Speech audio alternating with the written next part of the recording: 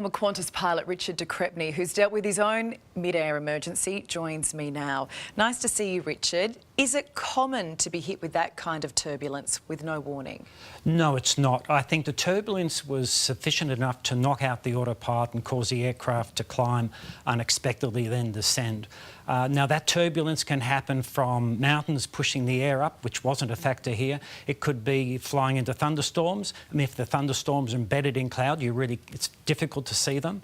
It could be caused by jet streams, which generally aren't that powerful. It could be caused by flying near, just behind or across the path of an A380, and all the turbulence that goes behind the 380 would certainly be enough to put the 737 upside down. So we don't know exactly what happened. It could be pilot misbehaving, but that's very unlikely. So these are all the options, and the investigation will find out what it is. But it was severe enough to knock out the autopilot, to cause the aircraft to climb, and the pilots I think, did a good job. And I mean, we just saw the videos there too. I mean, what would that be like to be thrown around for a whole minute? And I reckon that whole minute probably felt a lot longer than that. Exactly. Look, at the centre of the airplane, it's not so bad. The aircraft pivots around that. But if you're at the back, you get these massive overswings. You'd be thrown into the seat as they start to climb. And then at the top, when the nose goes down, the back's flipping up and people are thrown out of their seats. Now, if the airplane is stronger than the human being. The wings are designed, if they're under stress, they release the lift, and so it protects itself. You can't pull the wings off an aeroplane if you're flying it properly. And the air crew would be flying the aircraft in certain speed limits to protect the aircraft.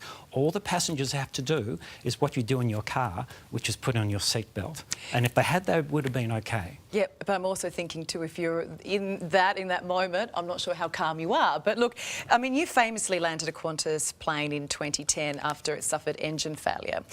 In an emergency like this, you've got a plane to land and you've got a whole cabin of passengers to keep calm. What's the feeling in that moment? Oh, there's amazing empathy for the passengers. They're injured passengers. You want to get them on the ground to hospitals as quickly as you can. You're declaring an emergency, so air traffic control clears the skies, gives you priority landing. They'll have the fire services, ambulances, police to meet you. And this is what they do. And I have to compliment the CEO of Singapore Airlines, Goh Chung Fong. I think he handled the crisis and the Singapore government in a textbook way. And they should bottle this, what they did, and all the airlines should watch this as the ideal way to handle a crisis. They're empathetic, they're vulnerable, they're humble, and no one wants this accident to happen. And again, if this is a message for the passengers, if you're going to the bathroom or you need to get to the lockers, sure, get up. But just minimise the time being exposed to the risk of this. And if you wear your seatbelts just lightly, you'll be okay. You know what though, like when you are on some of those long flights, it gets pretty annoying to have your seatbelt on all the time. We kind of, you know, not that I wanted this to happen, but this is a great reminder, isn't it? Just loosely. Ali, just loosely. It doesn't have to be tight. It doesn't have to be restrictive. You don't feel it. And it's not a problem. It's not like having a tight seatbelt in a car. And that will protect you. And this, I have so much commiseration for the person who died and sympathy. And I think everyone in the aviation feels for that person.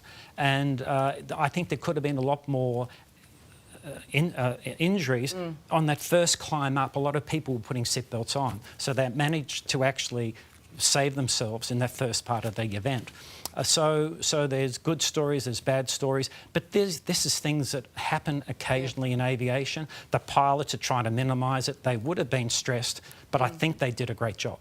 So, I mean, look, we've all been on planes, right, when things have been a little uneasy, but how often is turbulence this bad? Very rarely.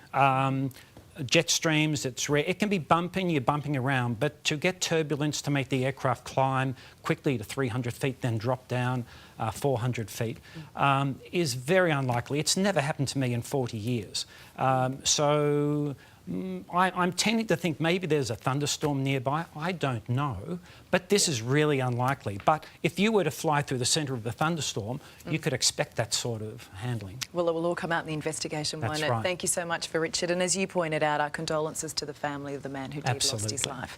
Thanks for that. Appreciate it.